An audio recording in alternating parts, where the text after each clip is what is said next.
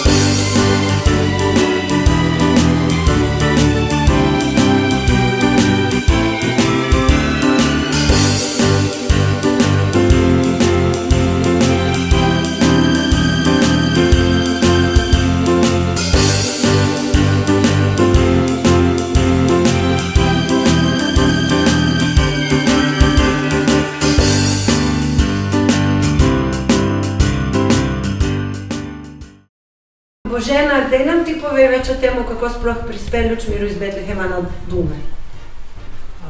Luč miru iz Betlehema, že samo ime pove, da je prižgana v Betlehemu, v vetlini Jezusovega rojstva in pripeljejo avstrijska ORF televizija. Vsako leto v Avstriji zberejo enega otroka, ki je bil aktiven v služenju drugim in ga avstrijska televizija nagradi in ga pelje v Betlehem, kjer prižgejo luč in svečko in to prinesejo na Dunaj, da potem delijo skavtom, skavti pa po celi Evropi, po svetu, domovih, med ljudi. Okay. Tudi mi smo danes videli precej skavtov iz drugih držav, med drugim tudi na našem ogledu Dunaja. Ja, danes smo se tudi ogledali Dunaj in sicer smo šli najprej na Štefansplac, kjer smo si ogledali Štefansdom, potem pa smo nadaljevali, smo pogledali še palačo parlamenta, cesarsko palačo in me boš še ti, Božena, kaj spomnila, če sem kaj pozabil. Hofburg, staro zimsko palačo Habsburžanov, parlament si povedal. Parlament sem povedal, okej. Okay. Kot člana pridruženih organizacij sta pri samem sprejemu v cerkvi sodelovala tudi dva. Kakšni so občutki, ko nesete, ne vem, zastavo, preberete poslanico v slovenščini pred celim svetom, tako rekoč? Ja, zame so ti občutki, ker sem prvič pri tem sprejemu na Dunaju, so res nekaj posebnega. Ta velika množica, polna cerkev, zastave različnih držav in skavtskih organizacij, mladi, manj mladi, stari, zelo stari, vsi ti so napolnili cerkev, da je bila res nabito polna. Meni se je zdelo predvsem zelo, zelo svečano. Če pa se še malo bolj zamislim na pomen, se pravi na ta plamen, ki je bil v Betlehemu prižgan in ta mir, ki ga naj odnesemo domov, sem pa sploh navdahnjen z res zelo, zelo lepimi občutki. Ja, tudi zame velja isto, ker sem tu jaz prvič recimo na Dunaju za sprejem betlehemske luči. In res, že prek smo bili na ogledu, smo med potjo recimo srečali skavte iz drugih držav in smo se tako kar po poti pozdravili s našim skavtskim pozdravom, morda se tukaj poklepetali in potem smo pa prišli na kraj dogajanja, na prizorišče oziroma v cerkev in prebrati poslanico v našem slovenskem jeziku in potem poslušati tudi vse ostale, mislim, da je bilo čez 30 prisotnih držav oziroma predstavnikov držav, je bilo en prav poseben občutek, ker čutiš to skavtsko skupnost, da se ni samo na lokalni ravni, ampak je res svetovna. Lepo doživetje torej? Seveda. Verjamem, da je bilo to eno posebno doživetje tudi za Dašo. Daša je nosilka za Primorsko regijo in je tokrat tudi ona prevzela Luč miru iz Betlehema za Slovenijo. Daša, kakšni so bili občutki? Kako je bilo? Lepo je bilo stati na odru pred vso množico ljudi in sem zelo vesela, da so ravno mene zbrali za letošnjo nosilko Luči miru. A si predstavljala, da bo tako? Malo ja, malo ne? Ja. Trema? Malo ja.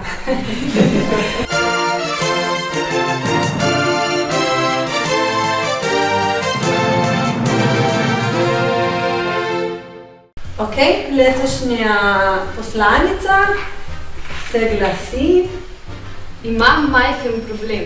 Tvoj dar še vedno gori, a se bojim, da brez prave strasti. Pomisli, ni vse odvisno samo od tvoje moči. Pomembno je, da je tvoje dejanje ljubezni. To šteje, to greje. Super, lepa poslanica, ne? Lepa. Letos smo se malo osredotočili na to, kako mir živimo. Nekaj je odvisno od nas, nekaj si moramo tudi priporočiti Gospodu. Če smo lani prejeli od njega ta dar miru, moramo letos pokazati, da nam je mar. Če nam je mar, ga bomo tudi živeli. Imaš še kaj dodati? Eva, kaj imaš? Ja, jaz v roki držim prav posebno obliko letošnje poslanice in zakaj je takšna oblika. Vam bomo pa zdaj pokazali. Sicer to poslanico se tako zloži, da se najprej prepogne en krak, potem že drugi krak in nastane eno tako odlično, malo posebno kazalo za knjigo. Odpremo knjigo, s nami ljubi več brat, damo vmes in zapremo. Evo. Super. Torej nas vedno spomni, kaj pa geslo? Geslo je tudi na poslanici, ne, oziroma na knjižnem kazalu. Geslo verjamem, da ste že videli in je: se samo zdi ali res gori.